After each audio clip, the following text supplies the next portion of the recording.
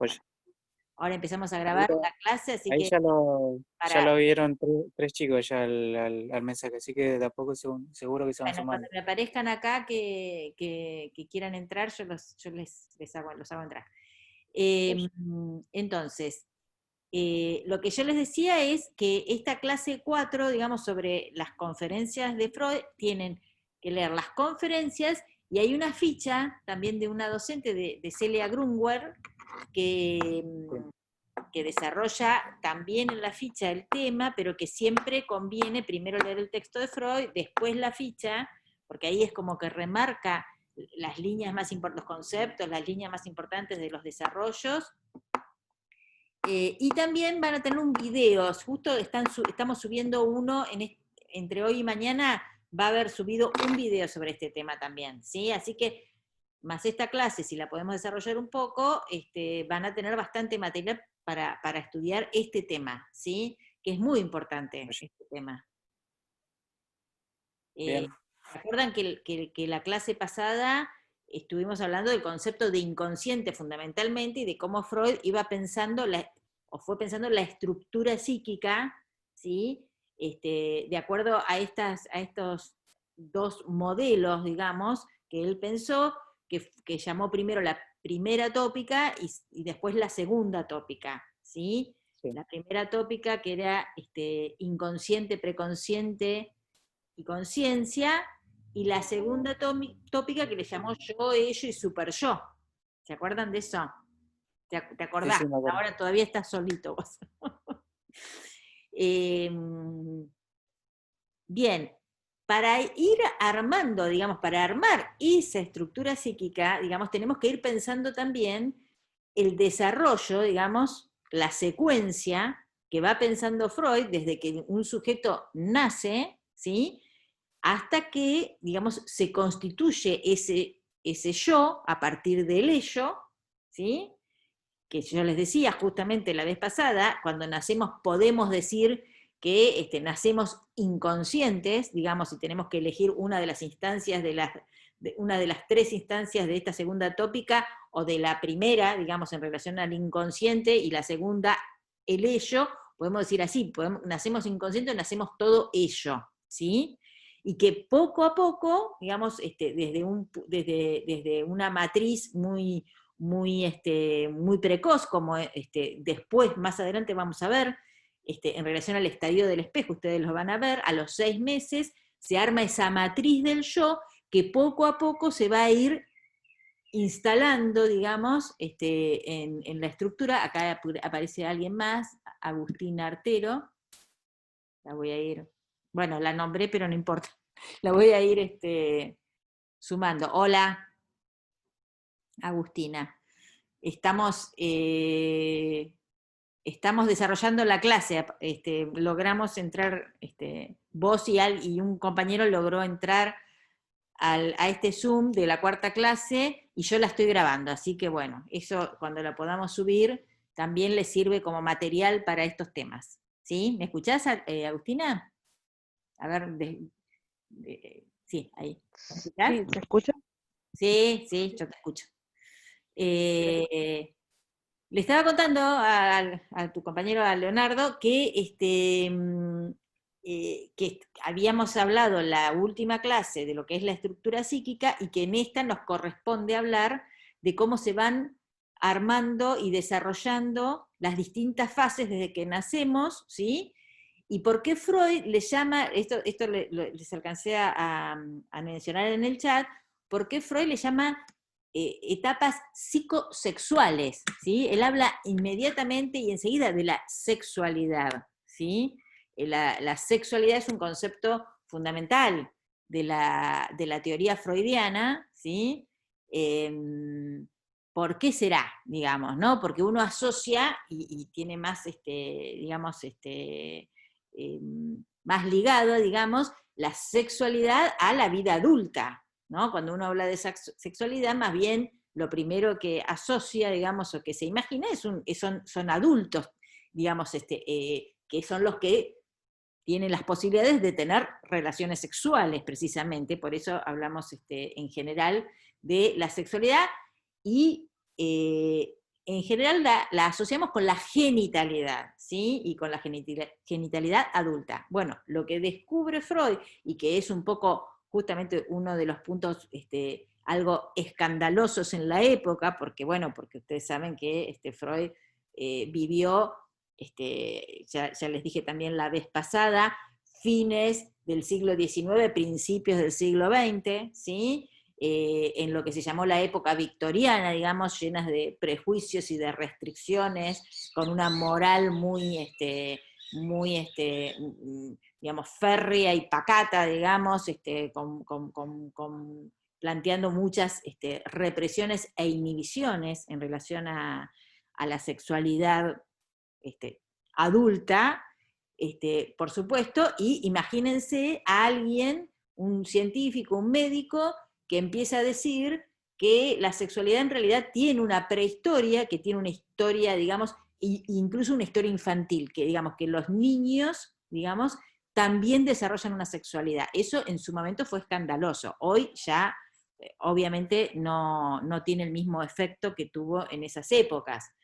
Fue muy resistida, digamos, en ese sentido, esa teoría, pero la teoría que Freud empezaba a desarrollar, como es el psicoanálisis, pero lo que tenemos que entender nosotros desde hoy es que ese concepto era un concepto ya de entrada para Freud mucho más amplio que la genitalidad, y que en todo caso era lo que iba a explicar, en todo caso, justamente las desviaciones, por un lado, lo que él llamaba las desviaciones, o lo que se podían llamar las desviaciones sexuales en esa época, asociadas a las perversiones. Por eso en las conferencias ustedes van a encontrar que de entrada él habla de las perversiones sexuales, pero el problema que se planteaba en la época, digo, esto que generaba tanto rechazo y resistencia, tenía que ver con que él hablara a su vez de una sexualidad infantil, ¿sí?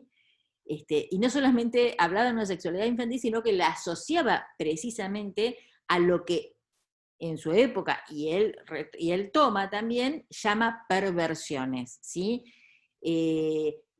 Cuando él llama, digamos, es sencillo diferenciar a qué le llama perversión sexual al lado de lo que justamente él llamaría la normalidad sexual, o lo que no sería perverso, ¿no? Él dice muy sencillamente, y por eso hay que entenderlo, por eso no hay que entenderlo desde un punto de vista moral, en todo caso, como un juicio moral, sino desde un punto de vista clínico, como él intentaba tomar esos conceptos para explicar finalmente en su teoría. Su preocupación era explicar siempre el origen de las neurosis, digamos, la causalidad de las neurosis, cómo se formaban esas neurosis, ¿sí? Los síntomas neuróticos. Entonces, indagando desde los síntomas neuróticos, desde los síntomas de las histéricas fundamentalmente, que fueron sus primeras pacientes, voy admitiendo gente, así que, pero voy siguiendo a su vez, hola, voy siguiendo el hilo. Les decía entonces que asociaba entonces a esa, digamos, le llamaba perversión simplemente a aquellas actividades sexuales, aquellas prácticas sexuales que no tenían como fin la reproducción, ¿sí? Que no justamente, digamos, variaban en su fin de sexualidad normal, que digamos, para la época, y Freud lo toma así como un modelo, digamos, la sexualidad normal para la época, y todavía tenemos impronta de esa época, por supuesto, la sexualidad genital de un adulto, de un hombre y una mujer, teniendo una relación con fines de procreación, fíjense, ¿no? O sea, en el libro en los libros y en las conferencias van a encontrar esas ideas que hoy ya nos parecen muy arcaicas, muy perimidas, digamos. Hoy sabemos que la sexualidad es mucho más que apuntar a la procreación humana. Por supuesto que el nacimiento de niños depende de la sexualidad genital adulta, pero que la sexualidad abarca mucho más y apunta mucho más a desarrollos y de prácticas de placer que de reproducción, ¿sí? Pero, bueno, él hacía este ordenamiento y acorde a la época completamente, ¿sí? Entonces, perversión, tengamos en cuenta, es eso que tiene que ver con prácticas que no tienen que ver con el fin de la reproducción sexual, ¿sí? Tal como supuestamente sería normal para la genitalidad adulta, y encima, digamos, esta sexualidad, él la retrotrae, digamos, retrotrae su origen, encuentra el origen de la sexualidad adulta muy al principio, y desde que nacemos, dice él, desde que nacemos somos seres sexuales. ¿Qué quiere decir esto? Que yo les explicaba, creo también la vez pasada, la sexualidad para Freud es una energía. Esperen que me distraje y no estoy admitiendo a algunos que se están sumando. Bueno, ya vamos siendo unos cuantos. Bueno, no voy saludando cada vez que entran, pero voy siguiendo la charla, y sepan que esto queda grabado, así que en algún momento lo subimos y lo pueden volver a escuchar, ¿sí? Lo que se perdieron hasta ahora, que ya expliqué, lo pueden escuchar, así que voy a proseguir y después ustedes me hacen preguntas y en todo caso vuelvo, ¿sí? Les estaba diciendo que para la época de Freud, el que él hablara de la sexualidad infantil era un poco escandaloso, y esas conferencias lo demuestran, porque justamente lo que él intentaba explicar en esas conferencias eran con ejemplos muy sencillos y con ejemplos que todas las personas podían comprobar, ¿sí? Podían tener percepción directa de esas experiencias, con niños de muy corta edad, digamos, como los niños tenían y tienen prácticas sexuales, dice él, ¿sí? Prácticas sexuales que encima él podría definir como perversas, ¿por qué? Porque precisamente esas prácticas sexuales tampoco llevarían, no tendrían el fin de la reproducción, no estarían, digamos, organizadas y, digamos, y jerarquizadas con el fin, digamos, de la reproducción humana, de tener descendencia, digamos, o tener hijos, ¿sí? Bueno, lo importante es que ustedes, entonces, con ese concepto así muy amplio de sexualidad, de la palabra que él utiliza para hablar de qué es la sexualidad, que es la libido, ustedes habrán escuchado, obviamente, esa es una palabra que pertenece a nuestro lenguaje común. La libido en general nosotros la asociamos directamente a energía, por supuesto que se trata para Freud, de energía libidinal, ¿sí? Cuando uno hoy podría decir con esa palabra, decir, bueno, digamos, hoy me siento con muy poca libido, o mi libido está disminuida, ¿no? Por ejemplo, sí, tiene una connotación algo sexual, pero podemos hablar en términos de energía, ¿sí? Y no es más que eso, digamos, que lo que plantea Freud, que, digamos, todo nuestro psiquismo y nuestro organismo, incluso nuestra actividad, tanto psíquica, ¿sí? Como física, digamos, de alguna manera está conducida, ¿sí? Por esa energía libidinal, ¿sí? Todo lo que hacemos en nuestros días, en nuestra vida, está, digamos, provista y conducida, digamos, y lo que, digamos, lo que utilizamos para realizar todas nuestras actividades es esa energía, no hay otra, ¿sí? Dice Freud. Siempre, digamos, que hablamos de energía a nivel de qué es lo que, digamos, nos mueve a nosotros en el mundo, digamos, y en nuestros días, a levantarnos por la mañana y hacer todo lo que tenemos que hacer durante el día, en relación a nuestros trabajos, o la familia, o lo que nos ocupemos, es energía libidinal, ¿sí? Volviendo entonces a esto que les planteaba y que les anunciaba en el chat, entender esto de las etapas, las distintas etapas, la sucesión de etapas psicosexuales. Yo les mencioné cómo se llamaban esas etapas, y alguien me dijo que ya habían escuchado alguna vez esos nombres, y en algún momento quizá lo hayan estudiado. Bueno, simplemente lo tenemos que retomar y entender de qué se trata, ¿no? ¿Se acuerdan que la primera etapa que describe Freud, por la que atraviesa nuestra constitución psíquica, es la etapa oral, ¿sí? ¿Y por qué se imaginan que le llamará oral a esa etapa? Obviamente la palabra lo dice, ¿sí? Lo primero que el niño, ¿se acuerdan? Hablamos un poco de esto también la vez pasada. El niño, lo primero que, digamos, su primer contacto con el mundo, digamos, luego de su nacimiento, ¿se acuerdan que habíamos dicho enseguida el niño qué hace? El niño llora, obviamente, cuando nace. Sería el contacto con la madre, digamos. Tal cual, tal cual. Porque la madre es la madre, y les digo, y siempre aclaro, la madre como una función también, ojo, en ese lugar de la madre en general, o podemos presuponer siempre que está la madre biológica, en general y en el mejor, y en muchos casos, no sé si en el mejor, pero en muchos casos es así, obviamente están las madres biológicas. Pero también puede suceder cualquier situación que haga que esa función la cumpla otra persona, la cumplan otras personas, en plural también lo puedo decir, o lo cumplan personas que no son del sexo femenino, ¿sí? Es una función, la maternidad, y esto lo vamos a ver muy al final de la cursada, porque esto les había anunciado que viene en las unidades que agregamos hacia el final, que es la cuestión de géneros relacionadas con todas las prácticas de salud de la enfermería, y hablamos especialmente en esa unidad de la maternidad como una función que, digamos, no está asociada a lo biológico. Eso tenemos que dejar muy en claro, ¿sí? Porque si no, ahí entramos en ciertas confusiones también.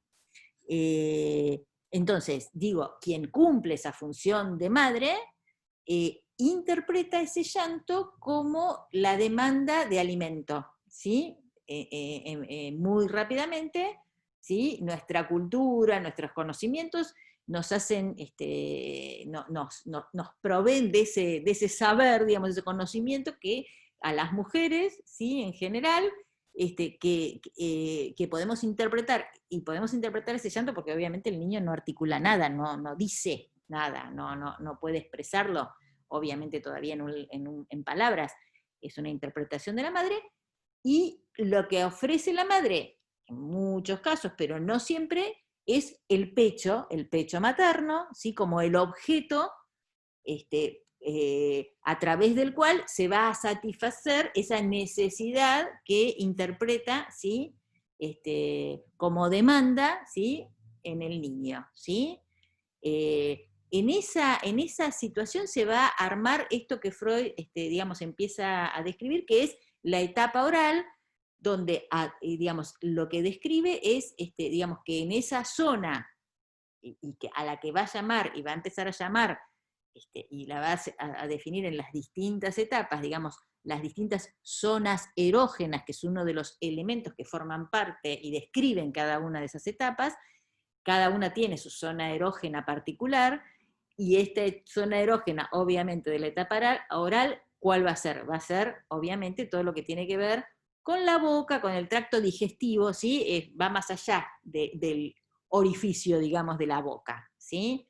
La boca del niño se convierte en esa zona erógena, fíjense qué palabra usa, ¿no? ¿Por qué? Porque a partir de esa conexión con el pecho materno, que también podría ser con un elemento artificial, como es la mamadera, o sea, cumple la misma función en este caso que el pecho, o sea, el objeto pecho es, digamos, ustedes lo van a leer muchas veces porque es un objeto importante, digamos, en relación a esa relación del niño con el pecho. ¿Por qué? Porque en realidad el niño desconoce de qué se trata esa persona que le provee, digamos, ese objeto que le posibilita su alimento. Obviamente por eso Freud le llama un objeto parcial, esa primera pulsión de alimento, digamos, de oral ir hacia el digamos, de prenderse en el pecho para recibir un alimento, digamos, es un objeto, se trata de un objeto parcial. Ahora vamos a ver qué diferencia hay entre objetos parciales y el objeto total, que sería el cuerpo en su totalidad. Esto es una parte del cuerpo de la madre, pero que todavía, eso lo decimos desde la mirada externa, digamos, nosotros sabemos que el pecho obviamente corresponde a una parte del cuerpo de la madre y no del niño, pero desde la perspectiva del niño, ese pecho no es algo ajeno a él. Fíjense, digamos, ahí la dificultad que se presenta, porque ahí tenemos que entender que todavía un sujeto humano no puede discriminar un límite y suponer que su cuerpo termina en un lugar y empieza la realidad a partir de él. Digamos, que hay un interior y un exterior que es real y que no le pertenece. Todavía el niño desconoce, no puede percibir esa diferencia. Por eso les digo que en esa relación con el pecho materno digamos, no hay una diferenciación, ¿sí?, de uno y otro desde el punto de vista del niño, ¿sí? Ese mundo todavía no está discriminado para él. Justamente van a faltar otras etapas para que eso vaya siendo posible. Bueno, entonces el pecho es el objeto parcial de la pulsión oral, dijimos, y hablaba de la satisfacción, pero la satisfacción, ahí está el punto clave, digamos, y que yo siempre digo, si se entiende este punto, se entiende en general muchas cuestiones que después se van a basar en esta concepción, digamos, inicial, que son por ahí más complicadas, pero que si se entiende esto, se va a entender perfectamente todo lo demás, y es entender que lo que dice Freud allí, que es lo más importante, digamos, cuál es la actividad de esa zona erógena, de esa pulsión oral en esa etapa. Y él define esa actividad y le llama el chupeteo, ¿sí? Lo van a leer en la conferencia, y ahí, digamos, es donde encuentra esta explicación de que ese chupeteo que lo lleva al niño tanto a alimentarse, pero no solamente a alimentarse, porque lo que él descubre, como elemento muy importante, es que ese chupeteo sigue más allá de la alimentación, que el niño no solo se alimenta, sino que además juega después de alimentarse incluso, y sigue chupeteando, ¿sí? Bueno, de ahí proviene también este otro elemento tan habitual, digamos, para las madres, y tan tranquilizador, incluso como un elemento tercero, en relación a ese cuerpo materno, al pecho materno y al niño, digamos, que lo demanda todo el tiempo, como puede ser el chupete, digamos, ese objeto que es un objeto tercero, digamos, hace las veces, digamos, del pecho materno, y muchas veces lo calma. Y fíjense que del chupete no sale nada, digamos, no hay ningún alimento que salga del chupete, sin embargo se calma, se lo ve, muchas veces se lo puede ver, a veces, ojo, sigue llorando, pero ¿por qué? Si el hambre es mayor o sea, lo que dice Freud es que eso se percibe, esa calma, esa sensación de placentera, que se le puede reconocer hasta en el rostro y en el gesto de los niños, como una beatificación, dice, como si estuviera en un estado absolutamente armonioso, digamos, y placentero, es posterior, digamos, al calmar su necesidad de alimento, y tiene que ver con una satisfacción que va más allá de ese alimento. Bueno, ese más allá del alimento, ese más allá de la necesidad, es lo que Freud define como ese fin de la pulsión, que es ni más ni menos que la satisfacción, ni más ni menos que el placer, el puro placer. Digamos, ahí ya no hay necesidad, hay un puro placer, un jugueteo, digamos, del niño, ¿sí?, que encuentra ese placer, y que esto es lo que define, digamos, lo que Freud, digamos, diferencia allí como lo que va a hacer nacer ese concepto de la sexualidad entendida como puro placer físico. Fíjense la vuelta que da, porque digo, en realidad nosotros empezamos a describir en una secuencia desde la oralidad para ordenarnos, ahora vamos a pasar a la etapa anal y después a la etapa fálica, pero en realidad lo que hizo Freud fue encontrar esa oralidad en la base, cuando fue yendo para atrás, digamos, él trataba, recuerden ustedes que él trataba síntomas de personas adultas, de mujeres incluso histéricas, e iba indagando en esa infancia, en los recuerdos infantiles, y obviamente esta deducción de la etapa, todo lo que dice de la etapa oral, fueron deducciones posteriores a esas indagaciones. Él llega a, ahí había alguien que se quería, bueno, se fue. Él llega a describir y a analizar todo esto que después nos traen estos textos, a partir, digamos, en un camino como de regresivo, digamos, ¿no? En la evolución de un sujeto, ¿sí? Esta etapa oral es fundamental entender entonces estos elementos que están en juego, entender que allí no hay ninguna relación, digamos, con nada que pudiera ser parte de una realidad. ¿Se acuerdan que habíamos dicho el proceso primario, digamos, que es el que rige en el inconsciente, que es el que rige el ello, que es todo inconsciente? Se rige absolutamente por el principio de placer. Bueno, estamos en esa etapa y allí no hay nada en esa etapa que podamos, digamos, definir como algo que tuviera que ver con lo que va a tener que ver las etapas siguientes, con cómo va a ser el principio de realidad, la constitución del yo, digamos, cómo se va a ir formando ese yo. ¿Por qué insisto con esto del yo? Se va a ir formando, porque les acabo de decir que todavía no podemos decir que hay un yo en el niño, ¿sí? Porque para que haya un yo, tiene que haber un otro, ¿sí? El otro y el yo se van formando, digamos, al unísono, digamos, en el mismo momento, ¿sí? Correlativamente unos y otros. No puede haber un yo si no hay una diferenciación con un otro, ¿sí? Se entiende esa deducción lógica, digamos, ¿no?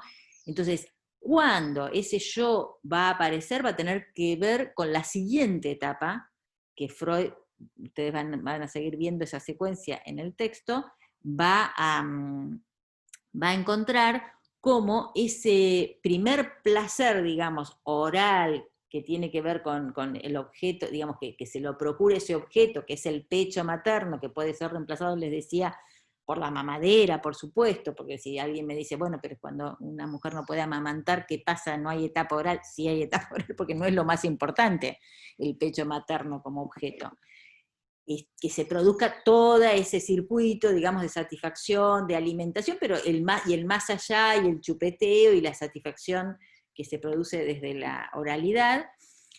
Y en la siguiente etapa va a haber un desplazamiento, precisamente el niño va a ir avanzando en todas su evolución, digamos, también biológica, digamos, va a ir, digamos, terminando de madurar su sistema nervioso, porque ustedes saben que nosotros las personas humanas nacemos todas, en psicoanálisis decimos, todos nacemos prematuros, más allá de que hayamos nacido a los 9 meses, a término, digamos, en realidad nacemos prematuros biológicamente, terminamos de madurar nuestro sistema nervioso y todo lo que depende, digamos, de esa evolución, afuera del útero, digamos, materno, cosa que no sucede en algunas otras especies, ¿no? Ustedes quizás sepan o hayan visto, en otras especies, digamos, los perritos, los gatitos, es lo más doméstico que se me ocurre, en cuanto salen ya pueden caminar, ya se dirigen hacia digamos, la madre para alimentarse, tienen cierta autonomía. Bueno, eso no sucede con los humanos, ¿sí? Por eso decimos que el ser humano nace prematuro, de alguna manera, aunque algunos lo sean más todavía. esa prematurez también permite entonces estos tiempos de constitución, ¿sí? Y entonces, les decía, la etapa oral, Freud la sitúa más o menos entre, por supuesto, el nacimiento y el año y medio, ¿sí? Donde el mundo del niño es lo oral, digamos, ustedes van a ver siempre a los bebés que todo lo que tocan se lo llevan a la boca, digamos, es la boca su relación, el orificio de su relación interno-externo, digamos, con el mundo, hasta que pasa a la analidad. ¿Qué quiere decir esta etapa? Que bueno, que justamente hay un desplazamiento del interés también en la zona erógena, y es el momento, y las mujeres lo conocemos bien, las que hemos tenido hijos, o que algunos por ahí con hermanos, o con sobrinos, o con niños pequeños siempre, digamos, saben que hay una etapa donde las familias, las mujeres, los padres, todos, saben que hay que enseñarle a un niño dónde se hace pis y dónde se hace caca, digamos, cómo dejar los pañales, digamos, y eso no es en cualquier momento, eso no puede ser a los 2 meses o a los 3 meses, eso sería absurdo, ¿sí?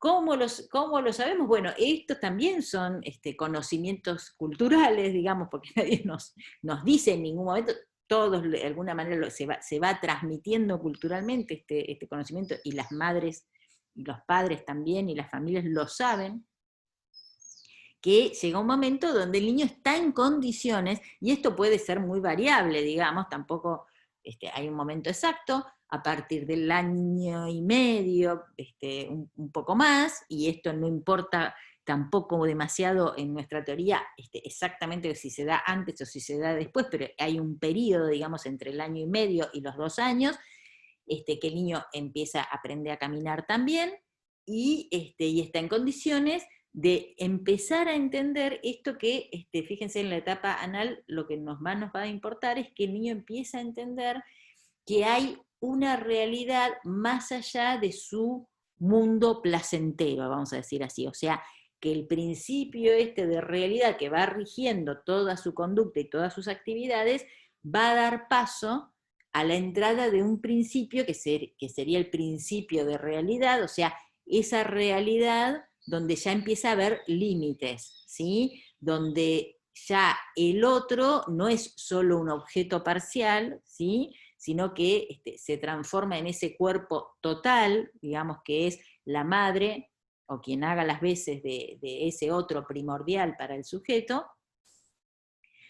y aparece digamos, en cuanto el niño puede empezar a percibir que él es diferente a un otro, que por otro lado es su madre, que hasta ese momento lo cuida, lo alimenta, le ha permitido, digamos, el desarrollo, le pide, pensémoslo desde el lado del niño, ¿no?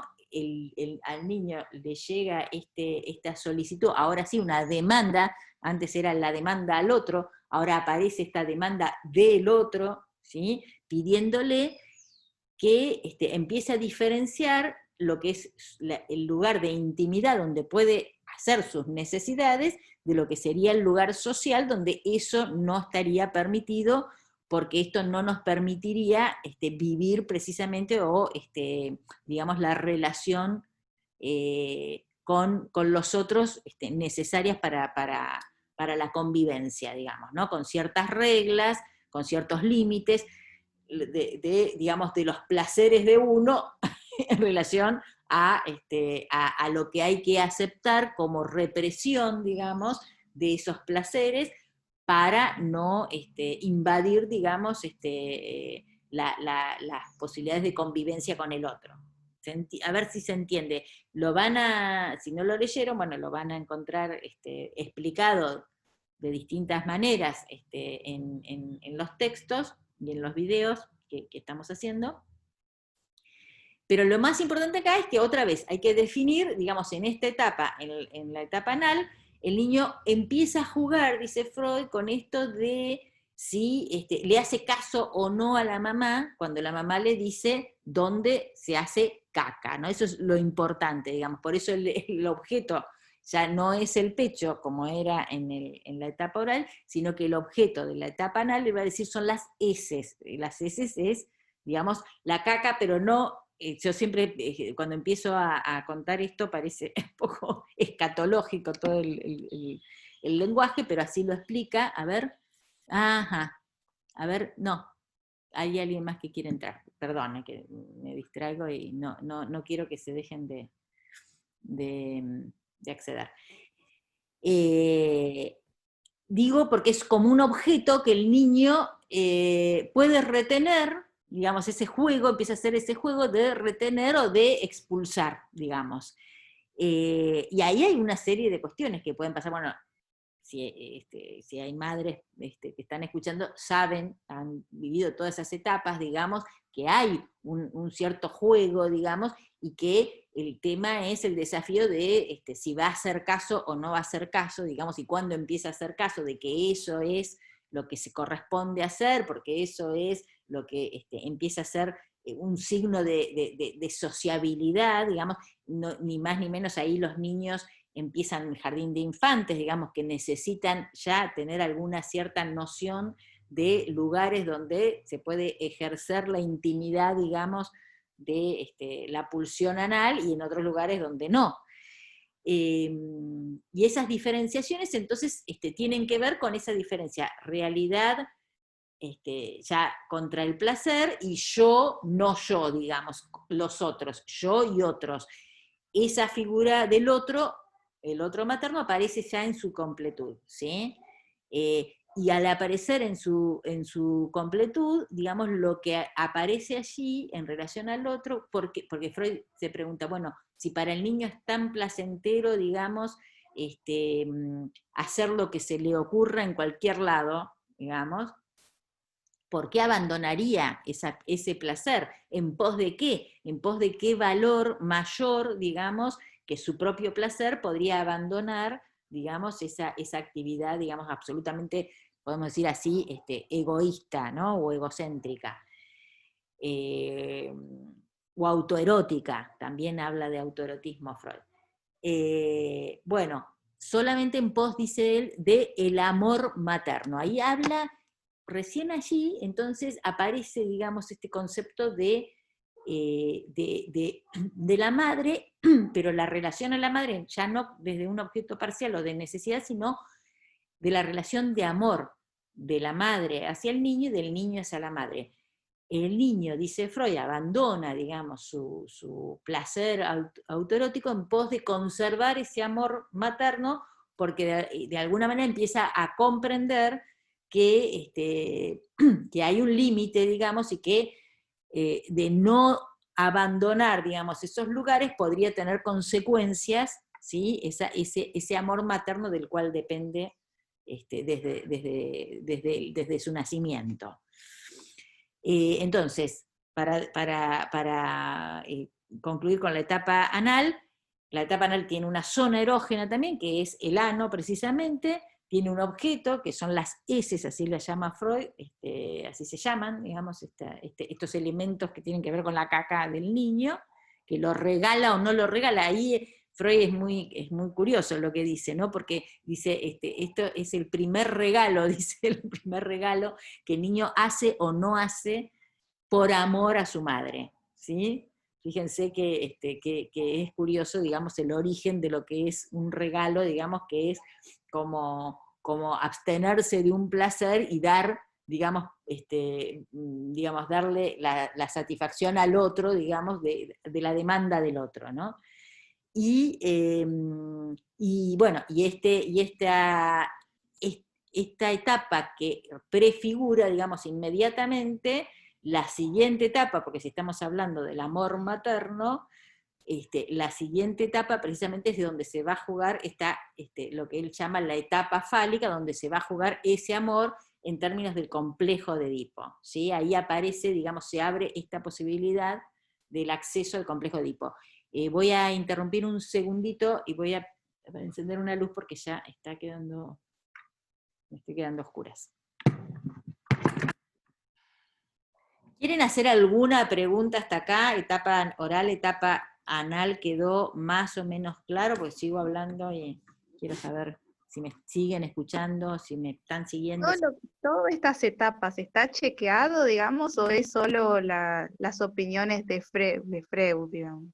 Porque es raro pensar todo eso igual. Teoría, no nos olvidemos que es una teoría que explica, digamos. Él se preocupa mucho, Freud, por eso les decía lo de las conferencias, se preocupa mucho de asentar esa teoría en experiencias que son muy cotidianas y reales, digamos, de la crianza de los niños. Estas experiencias ustedes las van a... Él trata de anclarlos, digamos, y de que sea bien perceptivo, digamos, con ejemplos de la vida cotidiana, para entender, digamos, y que no queden en una teoría abstracta, ¿sí?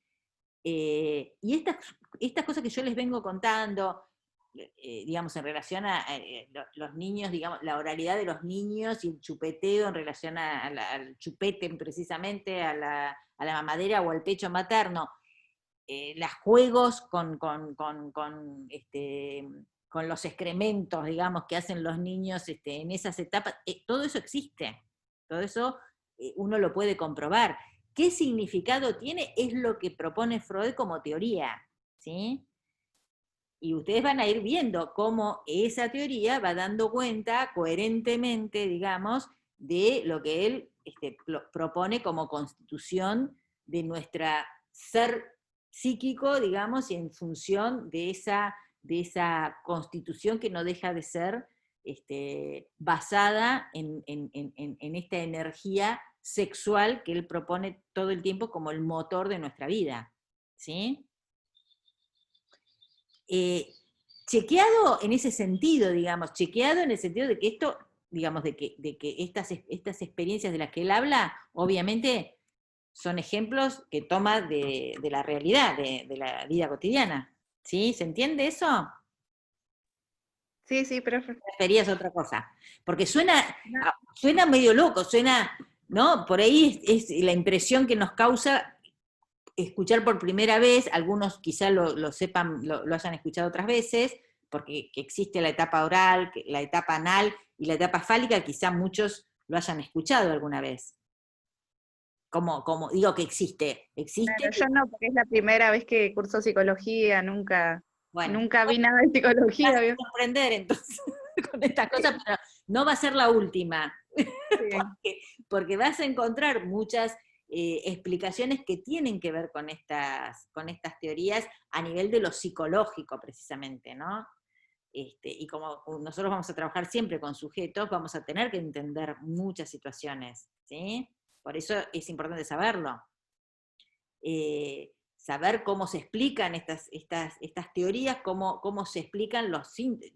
No se olviden que nosotros siempre de lo que estamos hablando no es para conocer simplemente el desarrollo, digamos, normal o neutro de un sujeto. No, nos tenemos que explicar cuando un sujeto sufre, digamos, qué pasa cuando cuando cualquiera de nosotros puede padecer. Entonces, ¿cómo se explica?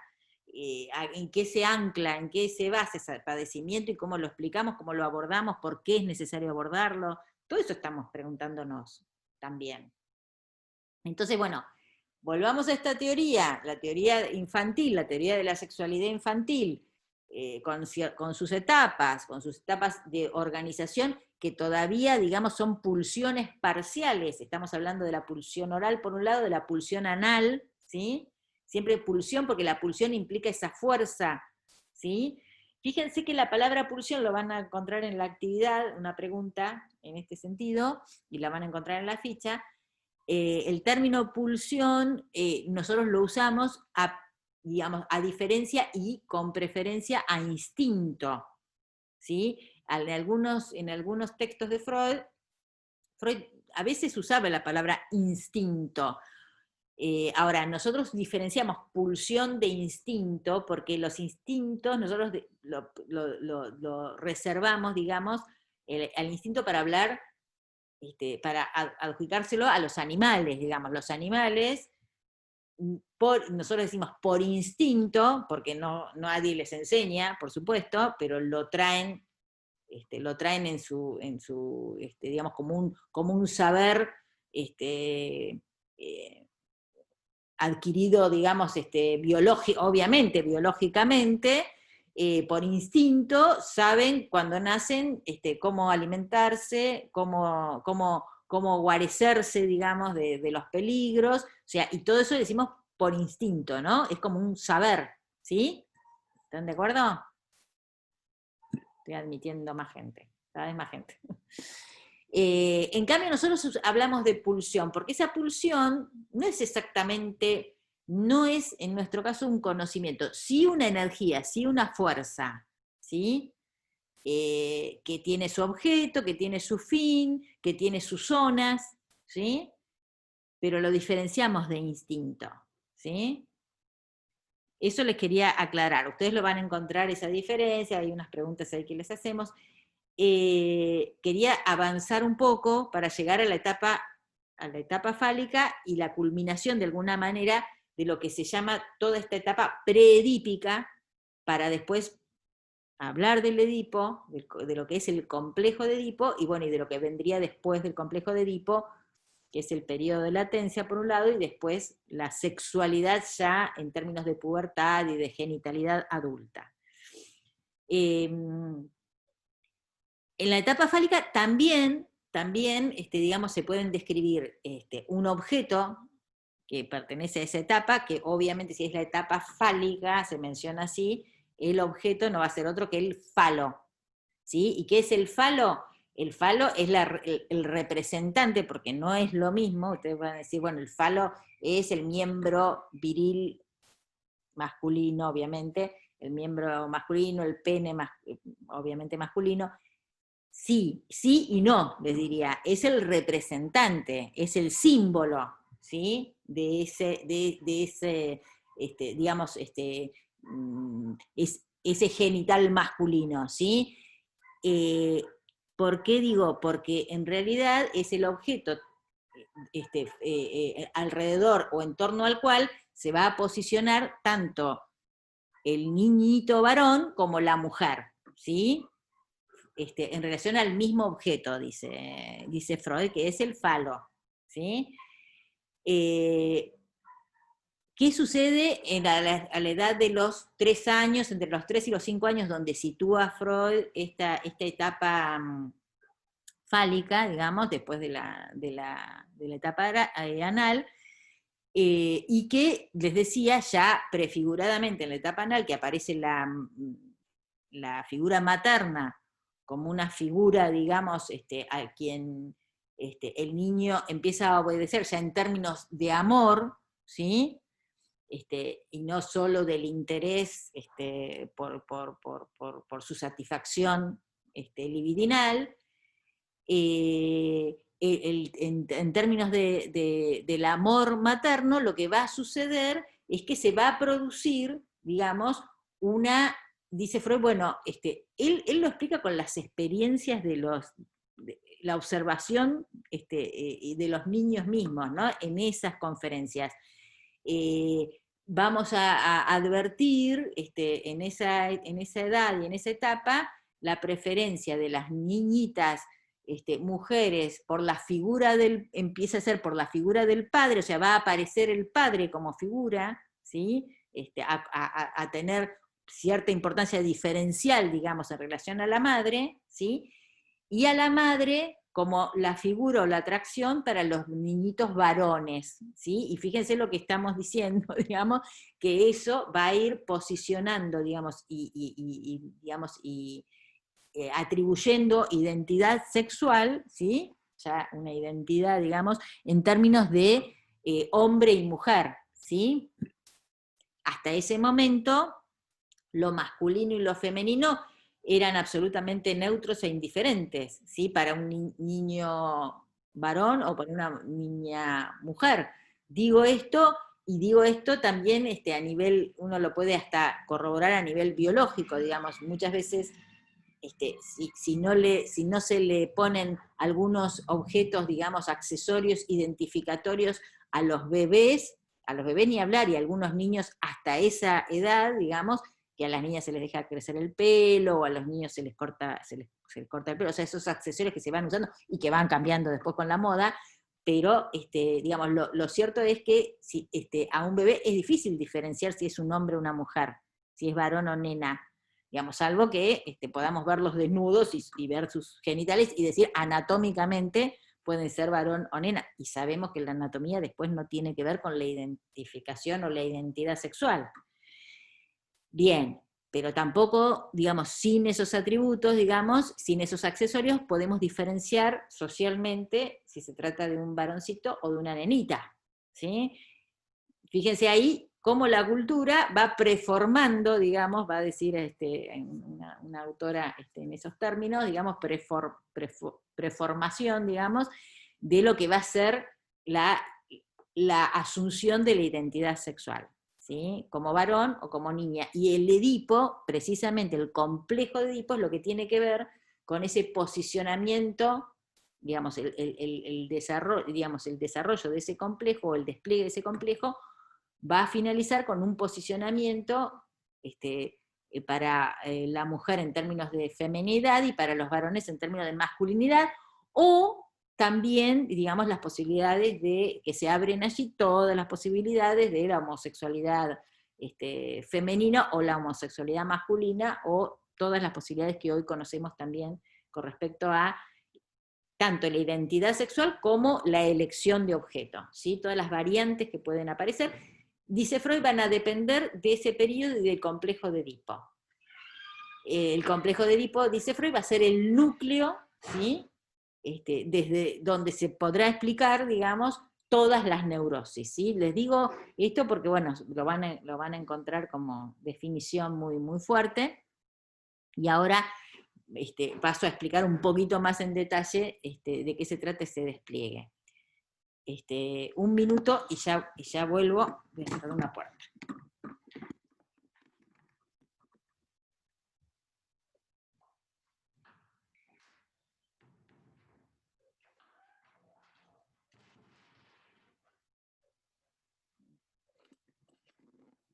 Esas son las cuestiones de dar las clases en una casa que empieza a haber ruidos y esas cosas. ¿Quieren hacer alguna pregunta? Así me oriento, me reoriento por dónde están escuchando, por dónde vamos. La palabra complejo es interesante, ¿no? Complejo no quiere decir, porque quizá alguno lo asocia con estar acomplejado, y eso tiene que ver con tener problemas, o complejos de inferioridad, a veces se llaman algunos problemas en ese sentido. No tiene nada que ver con eso, ¿eh? La palabra complejo tiene que ver con que se trata de un análisis que hace Freud, teórico, digamos, de lugares distintos y relaciones que van cambiando, digamos, y por eso no es una relación simple, no es una relación de dos, pasamos a una relación de tres. Les decía que en la etapa fálica es cuando aparece y a tomar fuerza la figura diferenciada tanto de la madre como del padre, o sea, se diferencia la función materna de la paterna, y ahí viene, digamos, la incidencia de ese complejo de Edipo a partir de la intervención paterna en esa relación que hasta ese momento podíamos decir era entre el niño y la madre.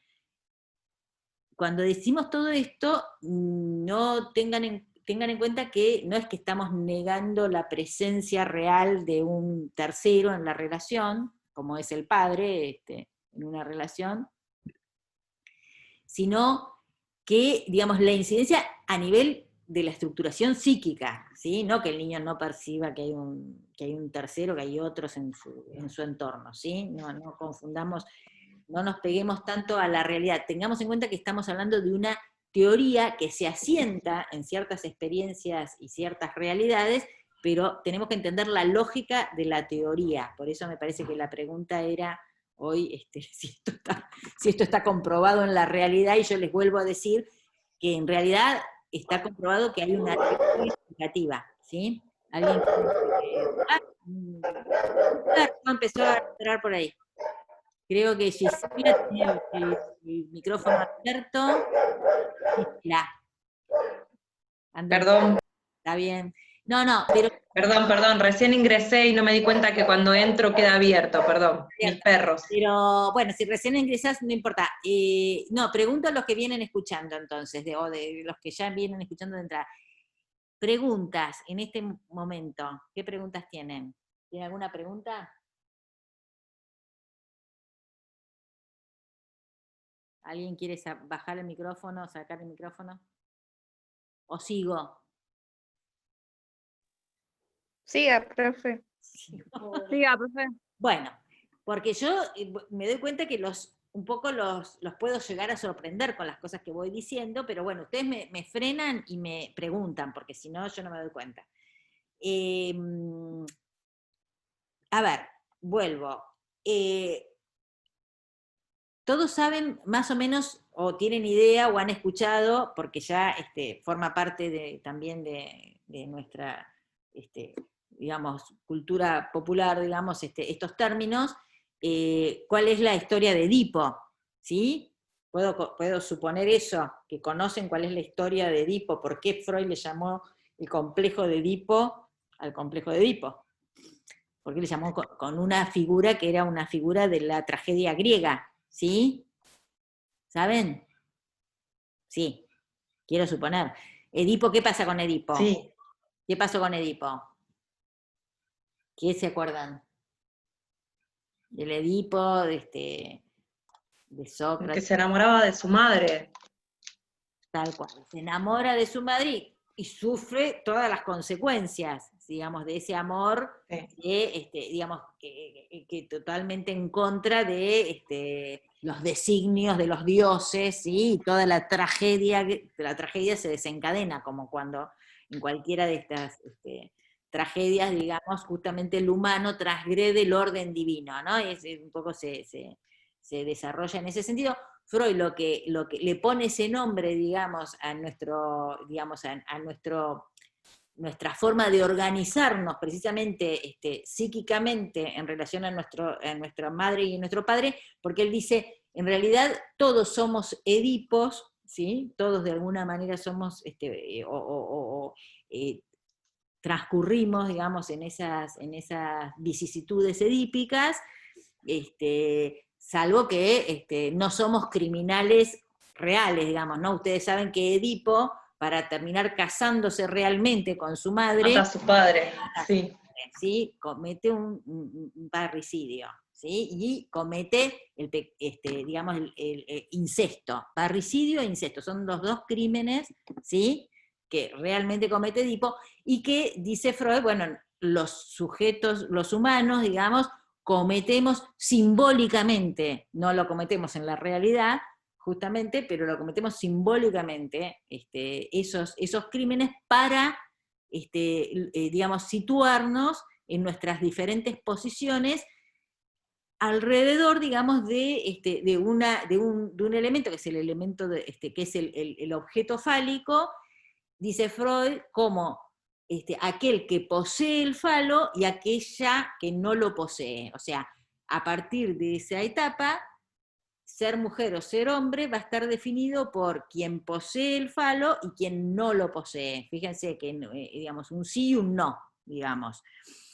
No son dos elementos diferenciales, sino que uno sí y otro no. ¿Sí? Bueno, ustedes saben a su vez, y vayan teniendo en cuenta que justamente cuando alguien habla de lo fálico en general, ¿no? Y está hablando también del poder, ¿no? Del poder, y bueno, y todo esto da para que charlemos un poco, después lo haremos, del poder, qué significa el poder del hombre, el poder patriarcal, etcétera, etcétera, en nuestra cultura, ¿no? Ustedes lo que van a escuchar, lo que van a poder ver de la teoría de Freud, es que él refleja esa cultura en nuestra constitución psíquica, ¿sí? Él refleja esa cultura que todavía nosotros, a la que todavía nosotros, como hombres y como mujeres, respondemos, ¿sí? Y de alguna manera nos matriza, digamos, nos dirige, se instala, digamos, en nuestra psique sin que nosotros lo podamos manejar, por supuesto. Volviendo a la situación del niño y la niña, él va a explicar primero, digamos, va a hacer un recorrido donde va a explicar primero ese recorrido en el niño, y luego lo va a explicar en la niña, porque va a decir, en la niña se produce una diferencia, digamos, en ese recorrido, porque en el interín él ya va a cambiar del objeto madre al objeto padre, digamos, como objeto, digo, ahora en el sentido de relación de objeto, de relación con el otro, de relación de amor también con el otro, del objeto madre al objeto padre. ¿Qué tal? Ahí veo a alguien, por fin, una cara. Del objeto... No me di cuenta tampoco que estaba apagada, perdón. Está bien, no, la mayoría lo tiene apagado. Y un cambio de zona en relación a la mujer, que va a pasar, Freud dice que va a pasar de la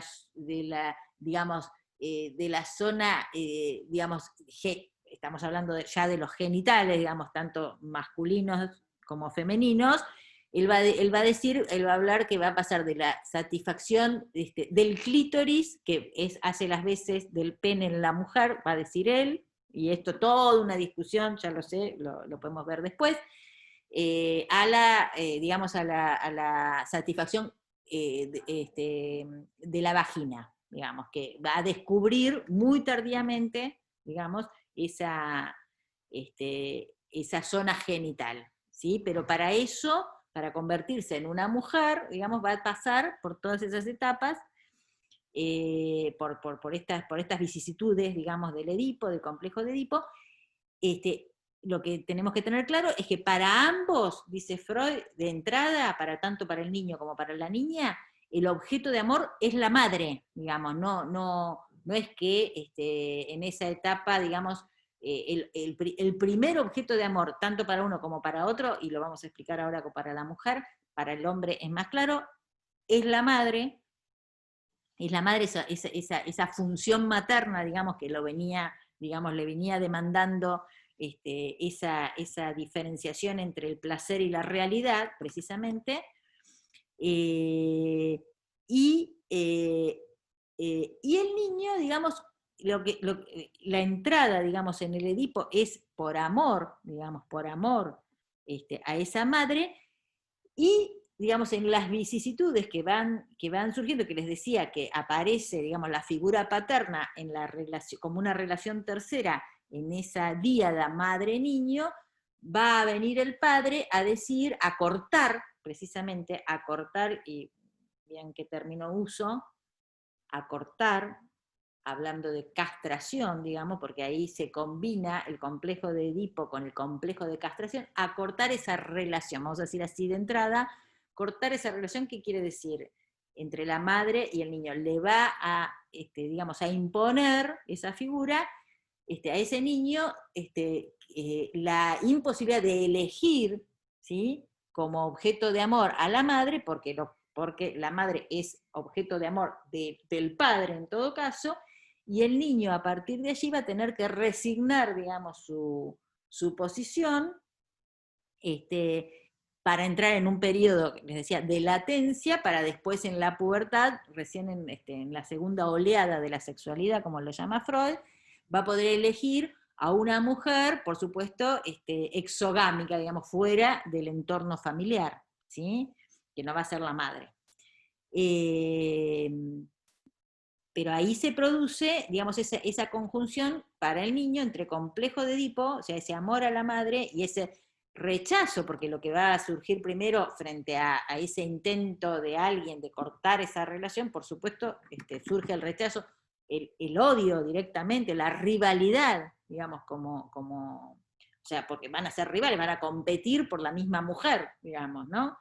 Y por qué, dice Freud, va a abandonar esa posición, solamente la puede abandonar por un valor narcisístico mayor, digamos, que puede estar en juego, y que es que este corte se convierte en una amenaza de castración para el niño, o sea, interpreta el niño, si yo sigo en esta vía, digamos, intentando apoderarme y poseer a mi madre, lo que voy a sufrir es el corte, digamos, la castración de un objeto como el falo, digamos, que es absolutamente, digamos, valorado, obviamente, ¿sí?, para el niño, dice Freud, y por temor a esa castración, el niño va a abandonar esa posición edípica, ¿sí? Entonces, el ocaso, digamos, el sepultamiento, dice él, del Edipo se produce en el niño por amenaza de castración, ¿sí? Ese es el motivo por el cual la amenaza de castración significa esto, digamos, ¿no? Que el niño sale del Edipo, ¿sí? Entra por amor a la madre, pero sale por amenaza de castración, ¿sí? En este caso ejercido por esa figura tercera que es el padre, ¿sí? Esta es la explicación freudiana. Si quieren vamos a la niña, después hacemos, me hacen las preguntas. ¿Qué pasa con la niña en este mismo periodo, digamos?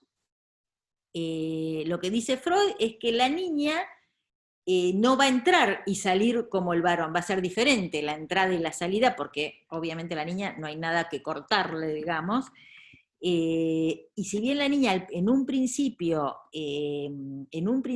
se dirige a la madre, justamente va a entrar en la etapa edípica, que Freud dice positiva para la niña, que va a ser la elección de objeto, digamos, del sexo opuesto, que va a ser el varón, que va a ser el padre, al revés. Al revés que el niño sale por amenaza de castración y la niña entra, dice Freud, por castración, entra al Edipo. ¿Por qué? Porque lo que sí advierte la niña en un momento determinado, porque hay todas un juego, digamos, de un proceso que se va dando, ¿no? Ustedes van a leer en algún momento que en un primer momento tanto la niña como el niño creen, los dos, y la niña también, aunque no lo tenga, que todos tienen falo, ¿sí? La niña, dice Freud, cuando descubre que no lo tiene, y esto es por pura percepción, dice Freud, porque lo ve, porque ve que uno tiene y el otro no lo tiene, cuando ve un hermanito, puede verlo en cualquier situación, cuando lo percibe, cuando se autopercibe también sin ese pene, digamos, se ve y se siente, por otro lado, castrada, y entonces, digamos, lo que dice Freud es que al sentirse, digamos, y al verse, al percibirse castrada, la niña va a ir en búsqueda del otro que tiene ese pene, digamos que no va a ser la madre, se va a alejar de la madre, le va a adjudicar a la madre incluso su propia castración, ¿sí? Digamos, la cierta culpa por esa castración, esa es la explicación que propone Freud, y se va a dirigir a ese padre y digamos, si ese es el amor de ese padre, digamos, va a ser lo que la sostenga en ese Edipo al que entra por castración, y que, dice Freud, abandona, distinto que el varón, lo abandona, dice, a veces hasta ni lo abandona nunca, dice Freud, las mujeres, dice, a veces no abandonan esa posición, siempre esperando del padre, porque empieza a esperar del padre, dice Freud, se produce así una equivalencia simbólica, y en lugar de ese pene que no tiene, lo que va a esperar la niña del padre es un hijo, ¿sí? Que va a hacer las veces de que va a tener valor fálico, ¿sí? Que va a hacer las veces de ese pene que no tiene. Y fíjense, ustedes les va a aparecer, ya me dijeron, esto si está chequeado, digamos, les va a aparecer cómo puede producirse todo eso en el pensamiento y en las ideas de una niñita, de una mujer, digamos, en esos periodos. Esta es la explicación que da Freud, y les digo, es muy difícil. Si bien es complicado de entender, digamos, por ahí de pensar cómo se va produciendo, sin embargo, los términos son bastante coherentes, digamos, en las explicaciones, porque esto, digamos, por otro lado, Freud lo verifica en la experiencia, ¿sí? Freud verifica que muchas niñitas empiezan, digamos, preguntándose y reclamando de alguna manera, e incluso algunas hasta resistiéndose a ese no tener pene. Por ejemplo, algunas dicen, hacen pis paradas, ¿no? Como si lo tuvieran, porque no lo tienen, pero piensan que lo van a tener, o que les va a crecer, o que, digamos, esta resistencia, digamos, a verse, digamos, sin ese elemento valorado, digamos, por ambos sexos en este caso. Sin embargo, digamos, esto, las mujeres, dice, lo vamos a esperar en una conversión que va a tener que ver con un hijo y no ya en relación digamos, a una parte del cuerpo. La equivalencia fálica pene-niño, a eso así le va a llamar Freud, y de esta manera, digamos, se produce la salida del Edipo femenino, fíjense, la salida a través de la maternidad, dice Freud, por supuesto a futuro, por supuesto una vez que pasó la latencia y viene la segunda oleada de la pubertad, y la niña también buscará a un varón fuera de su círculo familiar, del cual pueda esperar, digamos, esta restitución de alguna manera fálica a su castración, ¿sí? Yo les conté un poco toda esta historieta, que insisto, les puede resultar muy, muy fantasiosa, muy alocada, pero es toda la teoría, digamos, en la que Freud se basa para explicar la sexualidad humana, ¿sí? Y las distintas posiciones, ¿sí? Hombre-mujer, en relación a un elemento que es el elemento fálico, ¿sí? Que es tener o no tener el falo y cómo se posiciona. Entonces, cómo sale del Edipo un hombre en relación a la posesión de su falo, y cómo sale del Edipo una mujer en posición de no tenerlo, pero esperarlo, ¿sí? Y siempre estar en relación, entonces, en ese binomio, digamos, de hombre-mujer con relación al falo. Y a partir de allí se pueden pensar también todas las posibilidades que les decía hoy, iba a decir inversiones, pero en el sentido de, cuando dice Freud, se invierten ciertas posiciones. Porque, por supuesto, también explica el Edipo la posibilidad de la salida homosexual, tanto para el hombre como para la mujer, ¿sí?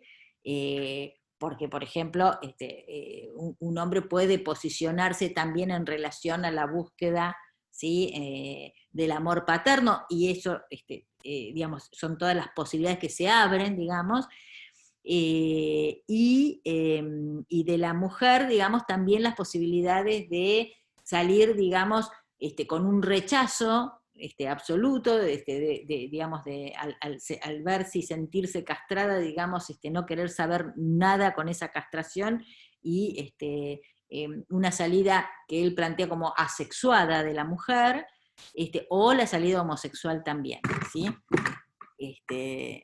Como posibilidad.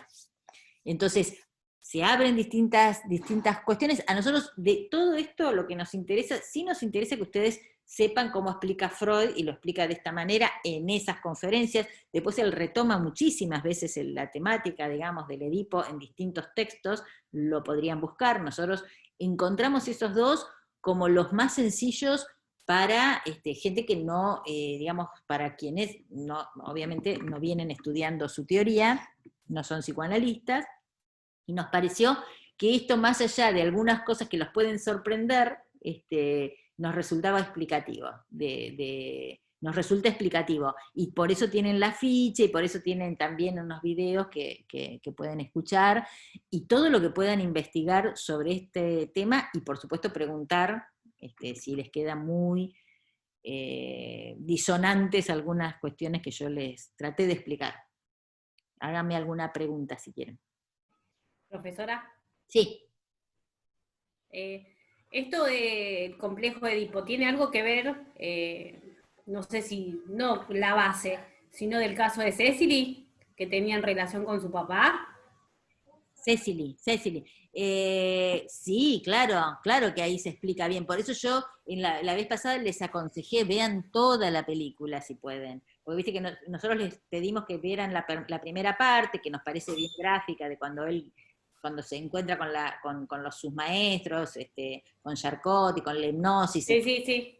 se generan los Pero síntomas. Pero si ustedes siguen la película, van a ver todo el desarrollo del caso y van a ver incluso cuando Freud trata de explicar esta cuestión del complejo de Edipo a los médicos de la época y cómo lo abuchean y le gritan. ¿Pero qué sería? ¿Como algo que no lo superó? ¿Sería algo así, que después se fue complejizando? ¿Te referís a la mujer, al caso? En el caso de la Sí. película. Claro, lo que quiere mostrar ahí es cómo se produjeron esos síntomas histéricos, que eran la ceguera, la parálisis, el embarazo psicológico que tiene en un momento, ¿no? Que cree que va a tener un bebé, ¿no? Está embarazada. Claro, pero todo partió del complejo este. Todo, en realidad partió, pero Freud lo encuentra al final, por eso si ustedes ven toda la película, el final es el complejo, Sí. porque él llega, y está muy gráfico eso, porque la teoría, digamos, si bien nosotros ahora partimos de explicar el complejo de Edipo, porque lo vemos como una secuencia desde el inicio, desde el nacimiento hacia después, en realidad Freud viene desde la adultez hacia atrás, ¿sí? Eso es lo que le decía en un momento hoy, y va descubriendo a partir de los síntomas y tratando de explicarse esos síntomas que no tienen nada que ver con lo biológico, que tienen que ver con lo sexual, que siempre tienen una connotación sexual, dice Freud. ¿Por qué sexual? Porque para Freud la palabra sexual, fíjense ustedes, siempre va a estar relacionada con placer físico. Placer físico, no placer espiritual o placer psíquico, placer físico. Lo sexual es el placer que se encuentra en cualquier, digamos, órgano, digamos, o parte del cuerpo, ¿sí? Porque es ese placer desplazado y después se localiza, se puede localizar en la genitalidad, pero se va desplazando a lo largo del cuerpo, ¿sí? Por eso él habla de las, digamos, de, ¿cómo le llama? Las actividades, no me acuerdo, digamos, las caricias, los besos que preceden al acto sexual, también como sexuales, ¿sí? Porque tienen que ver con placer físico, ¿sí? Entonces, para Freud, placer físico es sexual, ¿se entiende? ¿Sí? Así se trate de, qué sé yo, un cacho de oreja, es sexual, ¿sí? No tiene que ver con el aparato genital. Se va desplazando, va siendo equivalente esa sexualidad, digamos, en relación al cuerpo. Por eso explica tanto la sexualidad infantil, la sexualidad adulta, como las perversiones, ¿sí? Digamos, esos placeres que digamos, se desligan del acto genital, digamos, del acto sexual, y que se encuentran placeres en relación a objetos, en relación a animales, o sea, el placer sexual se puede encontrar y se puede desplazar en múltiples formas, ¿sí? Por eso en algún momento les va a llamar la atención que a la misma homosexualidad la llama perversión, pero no es una etiqueta lo que intenta poner, porque, bueno, eso se podría entender así, se podría entender como despectivo, como algo, como que está sancionando a la homosexualidad, como caemos en esta idea de que sería una enfermedad, una desviación. No, para él la perversión en todo caso lo toma para poder explicar lo que él entiende por sexualidad, y no es ninguna, digamos, es más, le llama a los niños perversos polimorfos, digamos, que tienen perversiones de muchas formas, polimorfos quiere decir de múltiples formas. O sea que no es que está pensando que eso, los normales no tenemos nada que ver, es más, él también dice, todos los normales, todos los seres humanos tenemos rasgos perversos en ese sentido, digamos, ¿no? Encontramos placeres por fuera de la genitalidad y de la reproducción humana, digamos. Entonces, el tema es entender todas estas múltiples formas digamos, estos nudos, ¿sí? En las etapas que se van armando, ¿sí? Alrededor de una zona, que obviamente la fálica también es la zona genital, pero, insisto, una zona genital que todavía no tiene una función, obviamente, adulta, ¿no? En relación a los niños estamos hablando, aunque por supuesto que los niños ya empiezan a sentir cierta excitación, cierto placer, cuando descubren, porque él lo describe así, en esa etapa, el niñito descubre su pene, juega todo el tiempo, aparecen incluso en las amenazas mismas, ¿no? Ahora sabemos que eso no es necesario ser demasiado agresivos con ese jugueteo que pueden hacer los niños digamos, con sus genitales, digamos, pero muchas veces se les señala, no te estés tocando, ¿no? Y los niños juegan, tienen sensaciones eróticas, por supuesto, placenteras, ¿sí? Y van descubriendo esa sexualidad y van preguntando, y sobre todo es la época de las preguntas. Todas las preguntas aparecen allí, ¿no? Por el origen, preguntas siempre por el origen, y también por el origen, cómo se originan los niños, ¿no? Entonces van armando, digamos, el mundo en función de ese interés por lo sexual, diría Freud, insisto, en este término amplio que él lo plantea.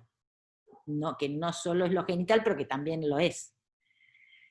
Lo que viene después, o sea, si entendemos etapa oral, etapa anal, etapa fálica, luego latencia, periodo, no es una etapa, porque no sucede nada nuevo, no se suma nada, digamos, en ese periodo, simplemente hay una calma, dice Freud, a partir de los 5 o 6 años, que coincide justamente con la escolarización infantil, cuando los niños empiezan la escolaridad, digamos, donde todo esto queda reprimido, digamos, y sepultado en el inconsciente, el complejo de Edipo y todas las vicisitudes maternas y paternas que hayan tenido niños y niñas en estas secuencias, en este derrotero, digamos, del Edipo, y luego, cuando termina precisamente la etapa de latencia, cuando termina incluso la escolaridad, 11, 12 años, comienza esa segunda oleada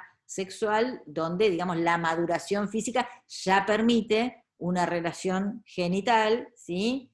Entre hombres y mujeres, o homosexuales también, en relación a, bueno, el futuro proyecto, digamos, tanto de mujeres, hombres, homosexuales, trans, todo lo que podemos describir, digamos, como posición o identidad sexual, que tiene que ver con una posición sexual que nos va a definir nuestra identidad, digamos, ser hombre, ser mujer, ser trans, o no ser binarios, como se dice también, como decimos ahora, también nos definen, somos eso, se dan cuenta cómo nos define, nos identificamos con una imagen, digamos, ¿sí? Somos mujeres, somos hombres, somos trans, somos no binarios, somos homosexuales, somos. Más allá de todas las calificaciones, que eso ya tiene que ver con cuestiones culturales y no tiene que ver con la constitución psíquica, digamos, con el núcleo de esta constitución, nos define la identidad, pero también nos define nuestra elección de objeto, que puede ser también diferente y no necesariamente acorde con el posicionamiento sexual, pero no nos metamos tanto porque esos temas los vamos a ir viendo después, pero les quiero anunciar que esto que vemos ahora lo van a retomar hacia el final con cuestiones que hoy nos preocupan mucho, que tienen que ver con las perspectivas de géneros en todos los niveles, digamos, y también en nuestro trabajo y también en nuestras prácticas de salud, ¿sí? Todo se va a relacionar, van a ver que todo va a tener relación con todo, como se dice, todo tiene que ver con todo.